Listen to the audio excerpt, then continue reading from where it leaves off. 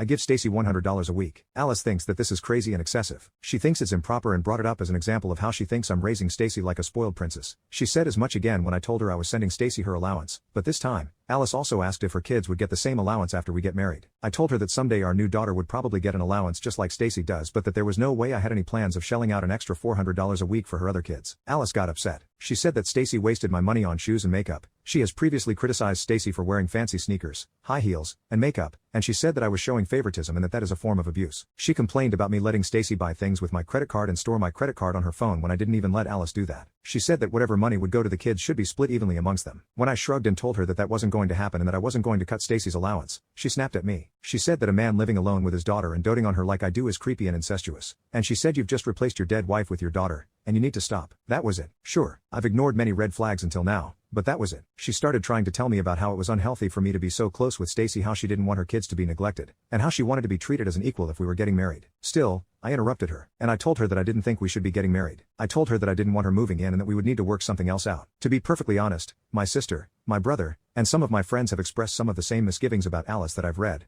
although they were generally much more gentle about it. I was in love with her. In fact, I'm still in love with her, and I wasn't seeing things clearly. I told her that I would always make sure that our child had a roof over her head, but that she was going to have to work something out for herself and her kids on her own. Obviously, we had a huge fight. She screamed at me. She called me a heartless bastard. She blamed Stacy for trying to sabotage our relationship. She guilt-tripped me about her cost of living and how I was in an empty house all by myself. She also guilt-tripped me about the stress on the baby, and I actually do feel bad and worry about that. She eventually broke down crying and told me to leave. In the past 10 years, this was my first relationship with a woman that became serious. I love her, and this hurts. It hurts a hell of a lot. I told Stacy that she didn't have to bother moving her stuff out of the other room and that Alice wasn't coming, and we hugged. She asked if this was her fault, and I told her no. I told her I honestly feel like marrying Alice would have been a mistake even if the two of them could have been best buddies. I always wanted to have a few more kids and missed having a wife, but things don't always happen the way we want. So I'm pretty sure my relationship with Alice is effectively over, even if we're raising a child together for the foreseeable future. I'm not sorry to be having another kid, even if I really wish the circumstances could be better. The red flags were always there. I guess it's better that I notice them now instead of later.